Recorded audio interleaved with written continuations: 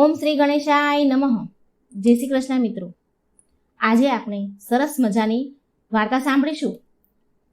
માતા પાર્વતી અને શંકર ભગવાનની આ વાર્તા છે. આપણા જીવન ઉપયોગી વાર્તા છે. આપણા જીવનને લગતી આ વાર્તા છે. ખૂબ પ્રેરણાદાયક વાર્તા છે. સમજવા જેવી વાર્તા છે. માટે આ વાર્તાને પૂરી સાંભળજો, અધૂરી ન છોડશો. અને આ કથા સાંભળવાથી તમારા જીવનમાં સુખ સમૃદ્ધિની પ્રાપ્તિ થશે. જો મિત્રો તમે મારી ચેનલમાં નવા હોય તો પહેલાં મારી ચેનલને સબસ્ક્રાઈબ જરૂર કરી આપજો. અને જો વાર્તા સારી લાગે તો લાઈક અને શેર પણ જરૂર કરજો. અને કમેન્ટ બોક્સમાં પ્રેમથી ભગવાનનું નામ પણ તમે જરૂર લખજો. એકવાર ભગવાન શિવ અને માતા પાર્વતી કૈલાસ પર બેઠા હતા. ત્યારે માતા પાર્વતીના મનમાં 3 સવાલ હતા, જેનો જવાબ શોધવા માટે ઘણી ગડમથલ કરી રહ્યા હતા, પણ તેને તેનો જવાબ નહોતો મળતો. માટે મા પાર્વતી શિવજી પાસે આવ્યા અને કહે છે કે પ્રભુ, મારા 3 પ્રશ્નો એવા છે કે જેનો મને જવાબ નથી મળી રહ્યો. તમે મને એના જવાબ આપી, એનો ઉત્તર આપી અને મને સંતુષ્ટ કરો, મારા મનને શાંત કરો. ત્યારે ભગવાન શિવજી કહે છે કે દેવી પાર્વતી, એવા તે કયા પ્રશ્ન છે જે તમને વિચલિત કરી રહ્યા છે? કહો, મને તમારા પ્રશ્ન જણાવો. હું તમારા પ્રશ્નનો આપવાની પૂરેપૂરી કોશિશ કરીશ. હું તમને તમારું મન શાંત કરવાની જરૂર કોશિશ કરીશ. ત્યારે માતા પાર્વતી કહે છે, પ્રભુ, મારો પહેલો પ્રશ્ન છે કે આ સંસારમાં પાપ કેવી રીતે ખતમ થઈ શકે છે? અને મારો બીજો પ્રશ્ન છે કે પાપ અને પુણ્યની ગવાહી કોણ આપે છે? અને મારો ત્રીજો પ્રશ્ન છે કે ધન અને શક્તિમાં બંનેમાંથી કોણ મોટું છે? પ્રભુ, આ 3 પ્રશ્નોના જવાબ માટે હું ક્યારની મથી રહી છું, પણ મને આનો જવાબ નથી મળી રહ્યો. ત્યારે ભગવાન શિવ બોલ્યા, દેવી પાર્વતીને કહે છે કે હું તમને એક કથા સંભળાવું છું. તમે તે કથા ધ્યાનથી સાંભળજો. તમને એ કથામાં તમારા પ્રશ્નોનો જવાબ જરૂર મળી જશે. તમે વાર્તા અધૂરી ન છોડતા, કારણ કે અધૂરું જ્ઞાન ખતરનાક હોય છે, આપણા માટે કોઈ કામનું નથી હોતું. હવે ભગવાન શિવજી કહે છે કે દેવી પાર્વતી, એક નદી કિનારે જંગલમાં એક ડાકુ રહેતો હતો. અને એ લોકો સામાન્ય લોકોને લૂંટીને પોતાનું જીવન નિર્વાહ કરી રહ્યા હતા, પોતાનું ગુજરાન ચલાવી રહ્યા હતા. લૂંટફાટ કરવું એ એનું મુખ્ય કાર્ય હતું. તેમનો સરદાર ખૂબ જ નિર્દય, જરા પણ એના દિલમાં દયા નહીં, એટલો બધો નિર્દય. પરંતુ તેને કોઈ સંતાન ન હતું. એટલા માટે તેની પત્ની, એ ડાકુની પત્ની, બહુ દુઃખી રહેતી હતી. ભગવાન શિવજી કહે છે કે તેની પત્નીએ એક દિવસ એ સરદારને કહ્યું કે તમે તો ડાકુઓના નેતા છો, તમે ધન લૂંટીને લાવો છો, પરંતુ આપણા પછી આનો માલિક કોણ થશે અને ખાનારો કોણ હશે? આપણે તો કોઈ સંતાન જ નથી ને, તો પછી આ પાપની કમાણીનું શું કામ, શું થશે? તમે એકવાર આ વાત પર વિચાર કરીને જુઓ. આ સાંભળીને ડાકુનો સરદાર તેની પત્નીને કહે છે કે તું શું કામ દુઃખી થાય છે? હું લોકો પાસેથી લૂંટફાટ કરી અને તેનું ધન લૂંટીને આવું છું. એવી જ રીતે ક્યારેક કોઈકનું બાળક પણ લૂંટીને લાવીશ અને તારી ગોદમાં રાખી દઈશ. ત્યારબાદ તારે સંતાનની કમી પણ પૂરી થઈ જશે. તું ચિંતા શું કામ કરી રહી છે? તેમની પત્ની ખૂબ દયામાન હતી. સરદારની પત્ની ખૂબ દયાળુ હતી. એટલે તે કહે છે કે પતિદેવ, તમે કેવી વાત કરી રહ્યા છો? જરા વિચાર તો કરો તમે કે એ માની શું હાલત થશે જેનું બાળક તમે એની ગોદમાંથી છીનવીને લાવશો અને મને આપશો? આવી રીતે તેની પત્નીની વાત સાંભળીને સરદાર કહેવા લાગ્યો કે તે શું કરી લેશે? થોડી વાર રડી લેશે, ત્યારબાદ સંતોષ કરી લેશે. જ્યારે તેનું બીજું બાળક થઈ જશે ત્યારે તે આ બાળકને ભૂલી જશે. તું જરા પણ ચિંતા ના કર, તું જરા વિચાર કર. તેને તો બીજું બાળક થઈ જ જશે, પરંતુ આપણે તો ક્યારેય બાળક થવાનું જ નથી. એટલા માટે તારી ખુશી માટે મારે આવું કરવું જ પડશે અને હું કરીશ. ત્યારે જ તારી ખાલી ગોદ ભરી શકાશે અને તારી ગોદમાં બાળક રમશે.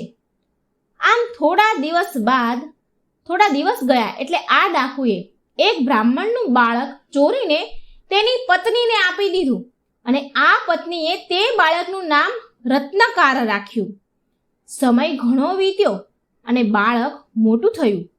મોટો થઈને આ બાળક પણ આ ડાકુઓ વચ્ચે રહીને પોતાના જીવન નિર્વાહ માટે તેના પિતાની જેમ, સરદારની જેમ લૂંટફાટ કરવા લાગ્યો અને એ ધનથી પોતાનું જીવન ચલાવવા લાગ્યો.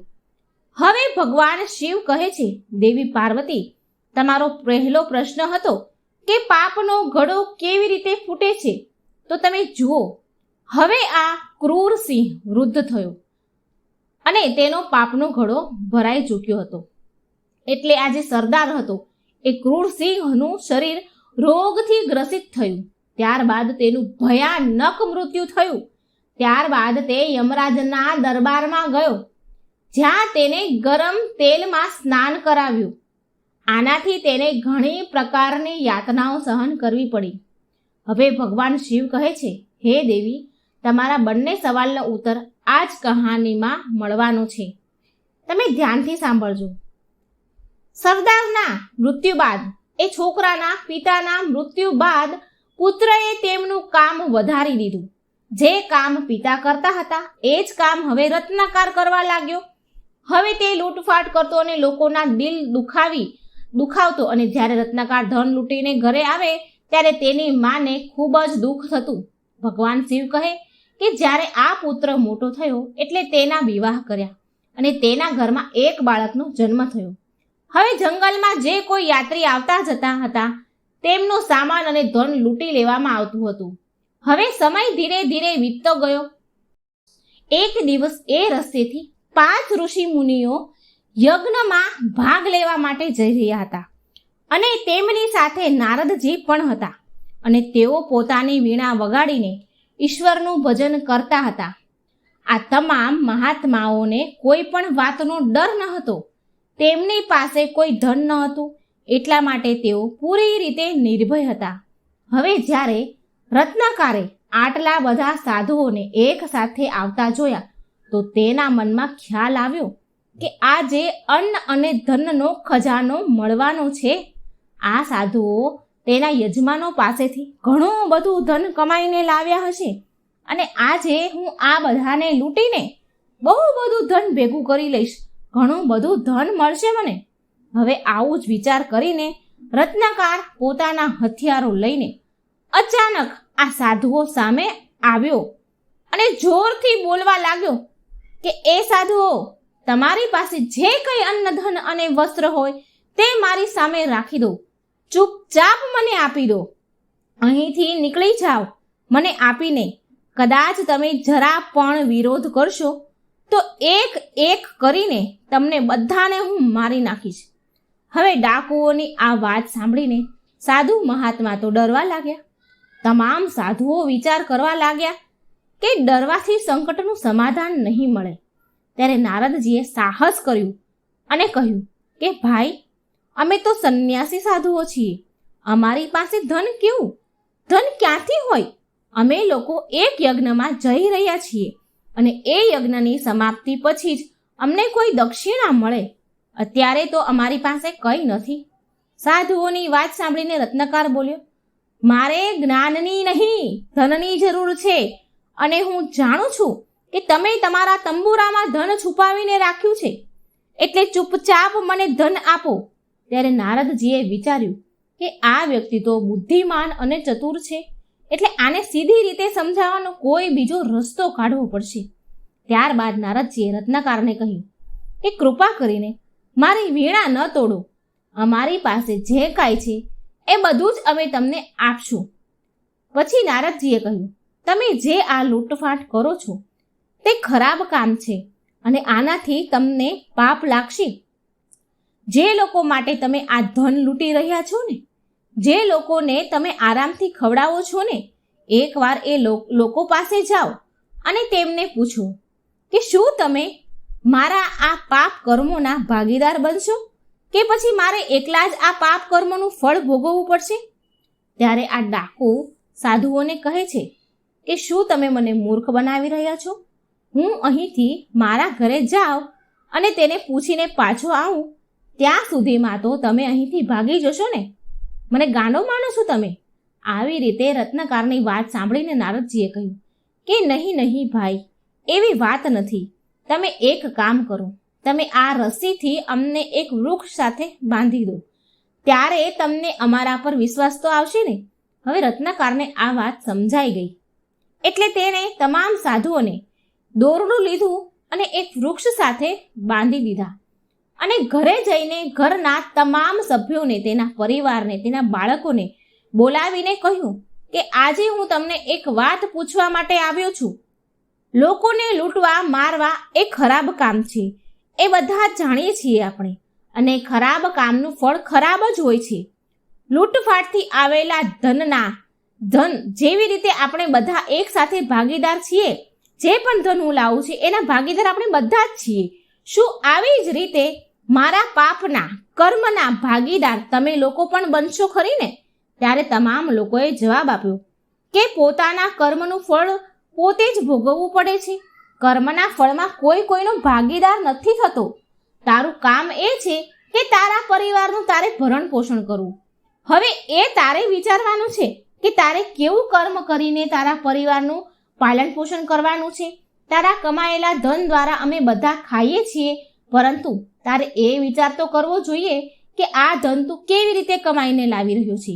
કેમ કે કદાચ તું ખરાબ કર્મોથી ધન પ્રાપ્ત કરીને લાવી રહ્યો છે તો આ પાપ કર્મનું ફળ પણ તારે એકલાએ જ ભોગવવું પડશે. એમાં કોઈ તારું ભાગીદાર થવાનું નથી.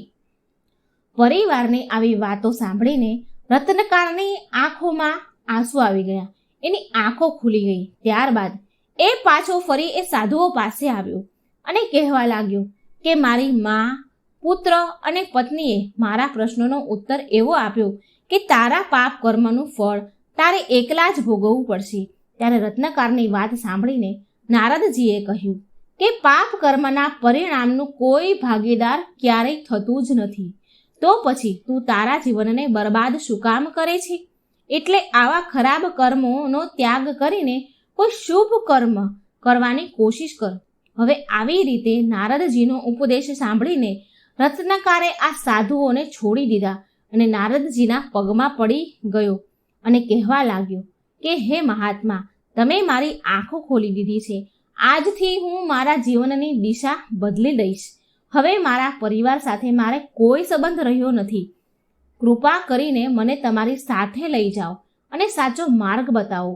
આવી રીતે રત્નાકરે નારદજી સાથે રહેવાનો નિર્ણય કર્યો અને નારદજીએ તેને શિક્ષા અને જ્ઞાન આપ્યું અને તપ કરવાની વિધિ જણાવી.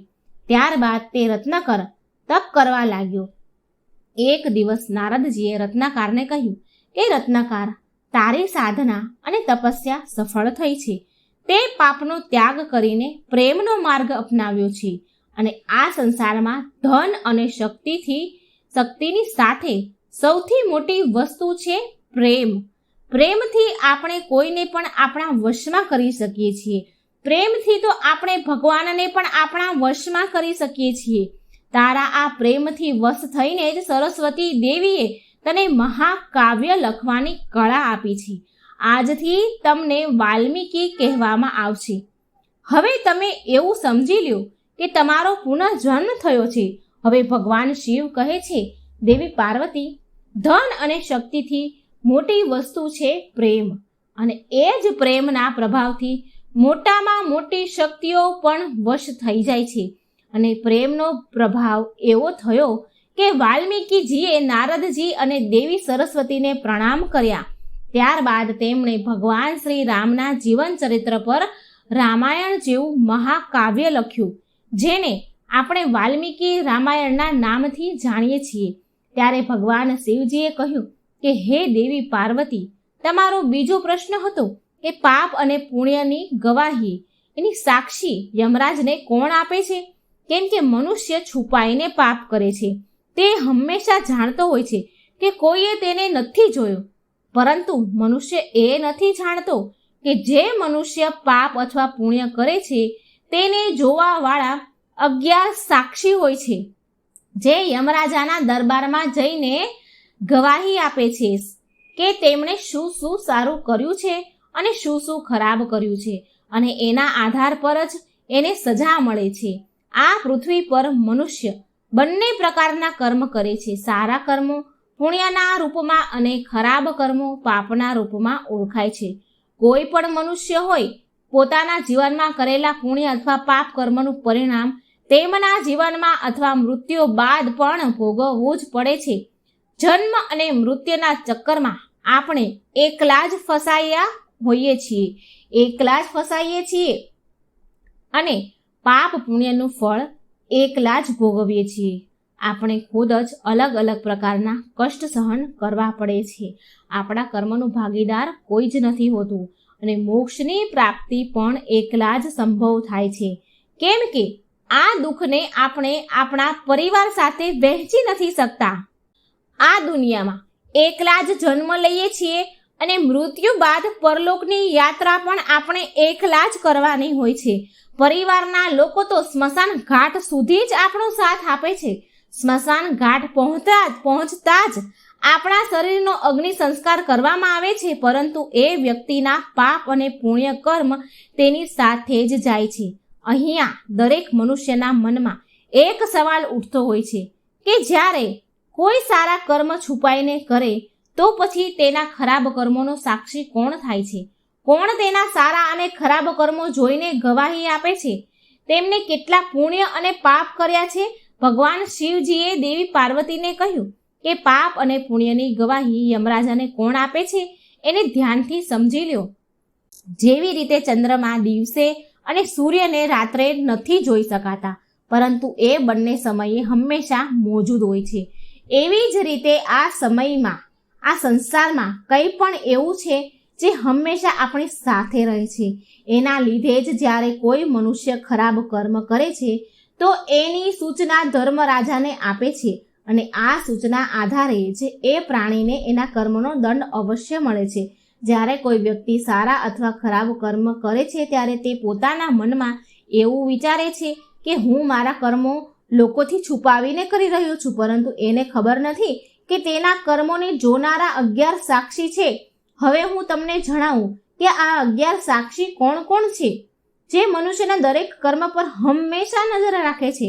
તો એ સાક્ષી છે દિવસ, રાત્રિ, સૂર્ય, ચંદ્રમા, અગ્નિ, પૃથ્વી, જળ, વાયુ, દિશા, આકાશ અને ઇન્દ્રિયો. આ 11 એવા સાક્ષીઓ છે જેમાંથી દરેક સમયે કોઈને કોઈ મનુષ્યના સારા અથવા ખરાબ કર્મો પર નજર રાખે છે અને યમરાજને જણાવે છે, જેના આધારે જ મનુષ્યના કર્મોનું ફળ તેને પ્રાપ્ત થાય છે. એટલા જ માટે મનુષ્યએ ક્યારેય પણ દુષ્ટ કર્મ ન કરવા જોઈએ. હવે ભગવાન શિવજી કહે છે કે દેવી પાર્વતી, તમારો ત્રીજો સવાલ એ છે કે ધન અને શક્તિમાંથી સૌથી મોટી વસ્તુ શું છે? તો આ વાર્તામાં તમે સમજી લીધું હશે કે ધન અને શક્તિ કરતાં મોટી વસ્તુ છે પ્રેમ. પ્રેમમાં ખૂબ મોટી શક્તિ હોય છે. પ્રેમથી મોટા મોટા શક્તિશાળીઓને પણ વશમાં કરી શકાય છે અને પ્રેમથી જ માતા પિતાનું સન્માન કરીએ, તેમના આશીર્વાદ પ્રાપ્ત કરી જીવનની ખુશીઓમાં વધારો કરી શકાય છે. આ વાર્તા સાંભળાવતા સમયે અમારાથી કદાચ કોઈ ભૂલચૂક થઈ ગઈ હોય તો ક્ષમા કરજો. કેદારનાથને જાગૃત મહાદેવ કેમ કહેવાય છે? આની પાછળનું રહસ્ય શું છે? તો મિત્રો, આ એક આપણે કથાના માધ્યમથી જાણીશું. મિત્રો, જો વિડીયો સારો લાગે તો લાઈક કરજો, શેર કરજો, આ ચેનલને સબસ્ક્રાઇબ જરૂર કરજો. ઓમ નમઃ શિવાય. શિવ શક્તિની જય. હર હર મહાદેવ. એકવાર એક શિવ ભક્ત તેના ગામથી કેદારનાથ ધામની યાત્રા કરવા નીકળ્યો હતો. પહેલાના સમયમાં તો બસ, ગાડી કે કોઈ સાધનની સુવિધા તો હતી નહીં, એટલે તે વ્યક્તિ ચાલતા ચાલતા યાત્રા કરવા માટે નીકળી ગયો. રસ્તામાં જે પણ મળે તેને કેદારનાથ ધામનો રસ્તો પૂછતા આગળ વધે અને મનમાં ભગવાન શંકરનું નામ જાપ કરતા રહે. ઓમ નમઃ શિવાય, ઓમ નમઃ શિવાયનું નામ જાપ કરે અને આગળનો રસ્તો કાપે. ભગવાનનું ધ્યાન કરતા કરતા કેદારનાથની યાત્રા કરવા જાય છે. ચાલતા ચાલતા તેને મહિનાઓ જતા રહ્યા.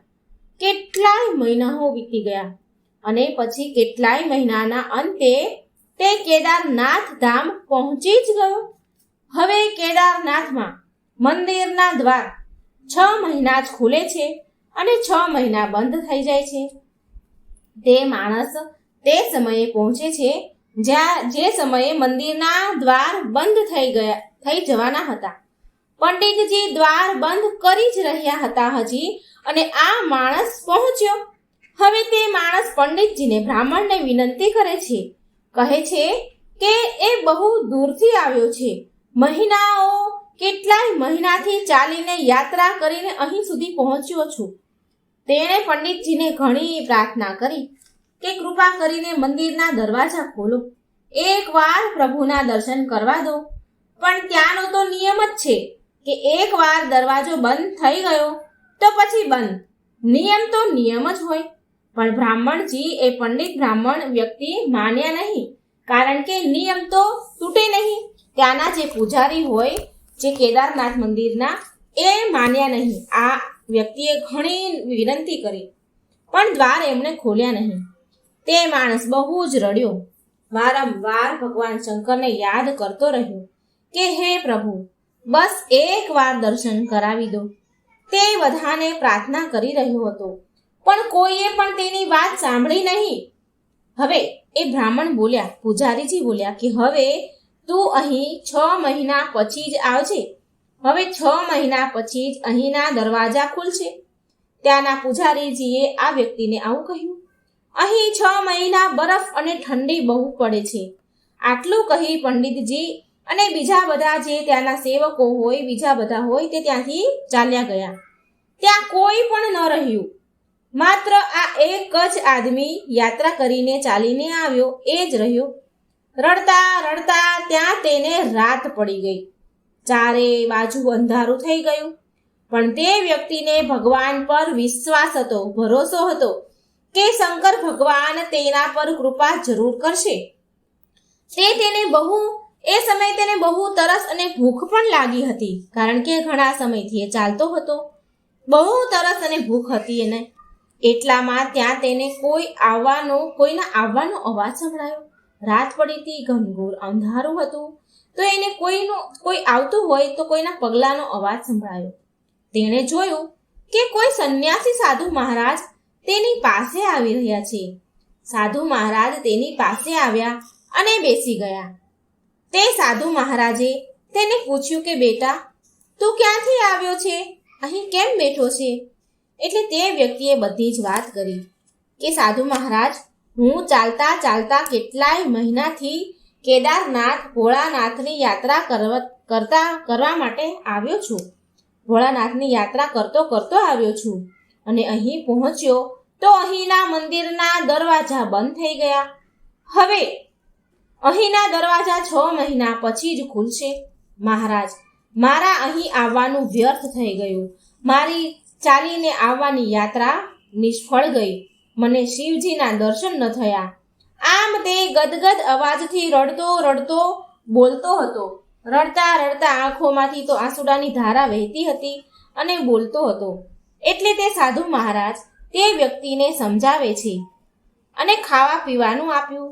અને પછી બહુ વાર સુધી તે સાધુ મહારાજ સાથે વાતો કરી. તે વ્યક્તિએ અને તે સાધુ મહારાજે બેએ વાતો કરી. તે સાધુ મહારાજને તેના પર દયા આવી ગઈ અને તે બોલ્યા કે બેટા, મને લાગે છે કે સવારે મંદિર જરૂર ખુલશે, તું દર્શન જરૂર કરીશ. અને વાતોમાં જ જાણે તેને ક્યારે ઊંઘ આવી ગઈ. તે વ્યક્તિને સવારે સૂર્યના કિરણોનો પ્રકાશ સાથે તે ભક્તની આંખ ખુલી. તેણે અહીં ત્યાં ચારેય બાજુ જોયું તો તે સાધુ મહારાજને શોધ્યા, પણ તે સાધુ મહારાજ ક્યાંય દેખાયા નહીં, જે એને રાત્રે મળ્યા હતા. અને કંઈ પણ એને સમજમાં આવ્યું નહીં. અને કંઈ સમજમાં આવે ને તે પહેલાં એણે એવું જોયું કે જે મંદિરના પૂજારીજી હતા તે તેની પૂરી મંડળી સાથે મંદિર તરફ આવી રહ્યા હતા. હવે તેણે એ પૂજારીજીને પ્રણામ કર્યા અને ભક્ત બોલ્યો, તે યાત્રા કરવા વાળો વ્યક્તિ બોલ્યો કે બ્રાહ્મણદેવ, પૂજારીજી, તમે તો કાલે મને એવું કહ્યું હતું ને કે મંદિરના દરવાજા 6 મહિના સુધી નહીં ખુલે અને આ 6 મહિના વચ્ચે કોઈ નહીં આવે, પણ તમે તો સવારે જ આવી ગયા. હજી કાલે સાંજે તમે દ્વાર બંધ કર્યા અને આજ સવારે પાછા આવી ગયા. આ સાંભળીને બ્રાહ્મણને, એ પૂજારીજીને તો ઝટકો લાગ્યો. તે પૂજારીજી તે આદમીને ધ્યાનથી જોવે છે, ટગર નીરખીને જોવે છે અને તેને ઓળખવાની કોશિશ કરે છે અને પછી પૂછ્યું કે તું એ જ વ્યક્તિ છે ને જે મંદિરના દરવાજા બંધ થયા પછી આવ્યો હતો અને મને મળ્યો હતો? મને વારંવાર દરવાજો ખોલવા માટે તું કગરી રહ્યો હતો. તું એ જ વ્યક્તિ છે ને? અરે, તું 6 મહિના થતા પાછો કેવી રીતે આવી ગયો? એટલે બ્રાહ્મણની તે મંદિરના પૂજારીની વાત સાંભળીને તે આદમી આશ્ચર્યથી બોલ્યો કે અરે પૂજારીજી, હું કાલે જ આવ્યો હતો અને હું કાલે અહીંથી ક્યાંય ગયો જ નથી. હું જ્યારે તમને મળ્યો હતો ત્યારનો હું અહીં જ બેઠો છું. હું કાલે જ આવ્યો હતો. તમે કાલે જ મંદિરના દરવાજા બંધ કર્યા હતા અને હું કાલનો અહીં જ બેઠો છું. અને તમે મને કાલે જ મળ્યા હતા અને રાતમાં હું અહીં જ સૂઈ ગયો હતો. હું ક્યાંય નથી ગયો. પૂજારીજી, આ સાંભળીને પૂજારીજીને આશ્ચર્યનું ઠેકાણું ન રહ્યું.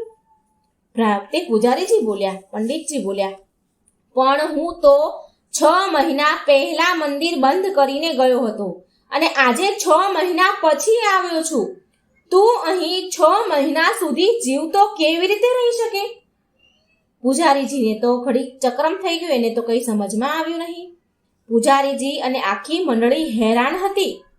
આટલી બધી ઠંડી અને બરફમાં એકલો આદમી કેવી રીતે જીવતો રહી શકે? ત્યારે તે વ્યક્તિ બ્રાહ્મણ પૂજારીજીને કહે છે કે જે સંન્યાસી સાધુ મહારાજના મળવાની વાત કહે છે કે જે તેને રાતે મળ્યા હતા, જેણે ખાવા પીવા દીધું હતું, એ ભક્ત સાધુ મહારાજની વાત આ પૂજારીજીને કહે છે.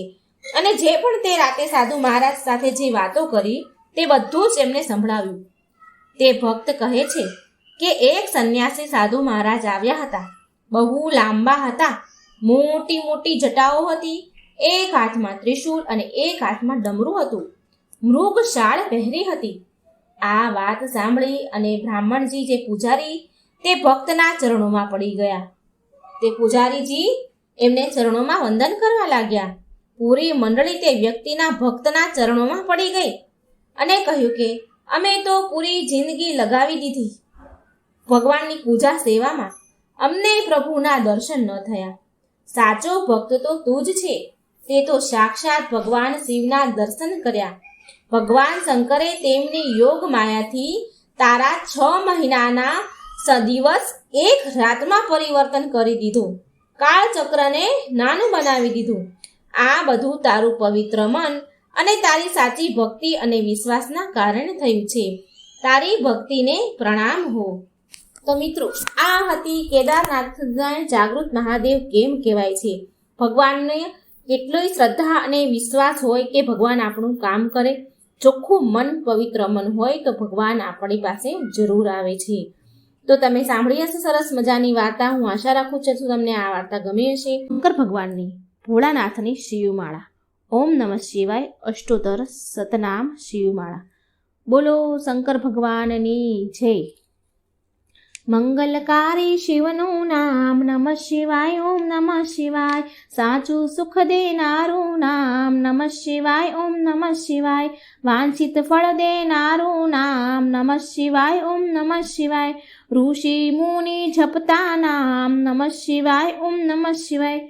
બ્રહ્મા વિષ્ણુ ઉચ્ચારે નામ નમઃ શિવાય. ઓમ નમઃ શિવાય. પાર્વતીના પ્યારા નાથ નમઃ શિવાય. ઓમ નમઃ શિવાય. નંદી ગણેશ જપતાય જાપ નમઃ શિવાય. ઓમ નમઃ શિવાય. નારદ સારદ ગાતા ગાન નમઃ શિવાય. ઓમ નમઃ શિવાય. 33 કરોડ દેવ જપતા જાપ નમઃ શિવાય. ઓમ નમઃ શિવાય. ગાંધર્વ કિન્નર ગાતા ગાન નમઃ શિવાય. ઓમ નમઃ શિવાય. સાધુ સંતોના પ્યારા નાથ નમઃ શિવાય. ઓમ નમઃ શિવાય. ધૂન મચાવો આઠે જામ નમઃ શિવાય. ઓમ નમઃ શિવાય. વિશ્વ સકળ તારણહાર નમઃ શિવાય. ઓમ નમઃ શિવાય. કૈલાસમાં ગુંજે એક નામ નમઃ શિવાય. ઓમ નમઃ શિવાય. અણુ અણુમાં ભોલેનો વાસ નમઃ શિવાય. ઓમ નમઃ શિવાય. શ્વાસે શ્વાસે જપજો જાપ નમઃ શિવાય. ઓમ નમઃ શિવાય. અંત સમયે આપે છે કામ નમઃ શિવાય. ઓમ નમઃ શિવાય. જ્યોતિ સ્વરૂપે પ્રગટ્યા નાથ નમઃ શિવાય. ઓમ નમઃ શિવાય. કલ્યાણકારી એક જ નામ નમઃ શિવાય ઓમ નમઃ શિવાય. અમરનાથનું અમર છે નામ નમઃ શિવાય ઓમ નમઃ શિવાય. ભક્તો દર્શન કરવા જાય નમઃ શિવાય ઓમ નમઃ શિવાય. ચંદ્રની ભક્તિ સ્વીકારે નાથ નમઃ શિવાય ઓમ નમઃ શિવાય. સોમનાથ કહેવાયા નાથ નમઃ શિવાય ઓમ નમઃ શિવાય. દર્શન કરતા પાપ ધોવાય નમઃ શિવાય ઓમ નમઃ શિવાય. કાર્તિકેયના પ્યારા તાત નમઃ શિવાય ઓમ નમઃ શિવાય. મલ્લિકાર્જુનથી પ્રગટ્યા નાથ નમઃ શિવાય ઓમ નમઃ શિવાય. પૂનમ અમાસના દર્શન થાય નમઃ શિવાય ઓમ નમઃ શિવાય. બ્રાહ્મણની ભક્તિ સ્વીકારે નાથ નમઃ શિવાય ઓમ નમઃ શિવાય. અવંતિકામાં બિરાજ્યા નાથ નમઃ શિવાય ઓમ નમઃ શિવાય. મહાકાલથી પ્રગટ્યા નાથ નમઃ શિવાય ઓમ નમઃ શિવાય. 12 વર્ષે અમૃત ઉભરાય નમઃ શિવાય ઓમ નમઃ શિવાય. કુંભ મેળાનું તીર્થધામ નમઃ શિવાય ઓમ નમઃ શિવાય. ભક્તિ મુક્તિ દેનારું નામ નમઃ શિવાય ઓમ નમઃ શિવાય. મધ્યમાં છે ઓમકારનાથ નમઃ શિવાય ઓમ નમઃ શિવાય. મમલેશ્વરનું પામ્યા નામ નમઃ શિવાય ઓમ નમઃ શિવાય. વિદ્યાલયના તારણહાર નમઃ શિવાય ઓમ નમઃ શિવાય. પરલી ગામે બિરાજ્યા નાથ નમઃ શિવાય ઓમ નમઃ શિવાય. વૈજનાથનો મહિમા અપાર નમઃ શિવાય ઓમ નમઃ શિવાય. દર્શન કરતા દુખડા જાય નમઃ શિવાય ઓમ નમઃ શિવાય. ડાકીન વનમાં વસ્યા નાથ નમઃ શિવાય ઓમ નમઃ શિવાય. ભીમ રાક્ષસને હણતા નાથ નમઃ શિવાય ઓમ નમઃ શિવાય. ભીમા શંકર પામ્યા નામ નમઃ શિવાય ઓમ નમઃ શિવાય. અમર રાખ્યું ત્યાં ભીમનું નામ નમઃ શિવાય ઓમ નમઃ શિવાય. સેતુ બંધ દક્ષિણમાં ધામ નમઃ શિવાય ઓમ નમઃ શિવાય. રામની ભક્તિ સ્વીકારે નાથ નમઃ શિવાય ઓમ નમઃ શિવાય. રામેશ્વર નામે પ્રગટ્યા નાથ નમઃ શિવાય ઓમ નમઃ શિવાય. વિજયના આપ્યા આશીર્વાદ નમઃ શિવાય ઓમ નમઃ શિવાય. દારૂક વનમાં બિરાજે નાથ નમઃ શિવાય ઓમ નમઃ શિવાય. નાગેશ્વરનું પામ્યા નામ નમઃ શિવાય ઓમ નમઃ શિવાય. અસુરોના સંહારક નાથ નમઃ શિવાય ઓમ નમઃ શિવાય. દિન દુખીઓના તારણહાર નમઃ શિવાય ઓમ નમઃ શિવાય. કાશી નગરી અમર છે ધામ નમઃ શિવાય ઓમ નમઃ શિવાય. વિશ્વેશ્વરનો મહિમાય પાર નમઃ શિવાય ઓમ નમઃ શિવાય. દર્શન કરતા પાપ ધોવાય નમઃ શિવાય ઓમ નમઃ શિવાય. અમરતાનું આપે વરદાન નમઃ શિવાય ઓમ નમઃ શિવાય. ગૌતમી તટે બિરાજ્યા નાથ નમઃ શિવાય ઓમ નમઃ શિવાય. ત્રંબકેશ્વરથી પ્રગટ્યા નાથ નમઃ શિવાય ઓમ નમઃ શિવાય. હિમાલય છે શિવનું ધામ નમઃ શિવાય ઓમ નમઃ શિવાય. કેદારનાથે પ્રગટ્યા નાથ નમઃ શિવાય ઓમ નમઃ શિવાય. જન્મ જન્મના પાપ ધોવાય નમઃ શિવાય ઓમ નમઃ શિવાય. કેદારનાથનો મહિમા અપાર નમઃ શિવાય ઓમ નમઃ શિવાય. હરિદ્વાર હરિનું ધામ નમઃ શિવાય ઓમ નમઃ શિવાય. ઋષિકેશનો મહિમા અપાર નમઃ શિવાય ઓમ નમઃ શિવાય. ગુસ્માની ભક્તિ સ્વીકારે નાથ નમઃ શિવાય ઓમ નમઃ શિવાય. સજીવન કર્યા ત્યાં બ્રહ્મકુમાર નમઃ શિવાય ઓમ નમઃ શિવાય. કુસ્મેશ્વરથી પ્રગટ્યા નામ નમઃ શિવાય ઓમ નમઃ શિવાય. અમર કર્યું કુષ્માનું નામ નમઃ શિવાય ઓમ નમઃ શિવાય. જ્યોતિર્લિંગનો મહિમા અપાર નમઃ શિવાય ઓમ નમઃ શિવાય.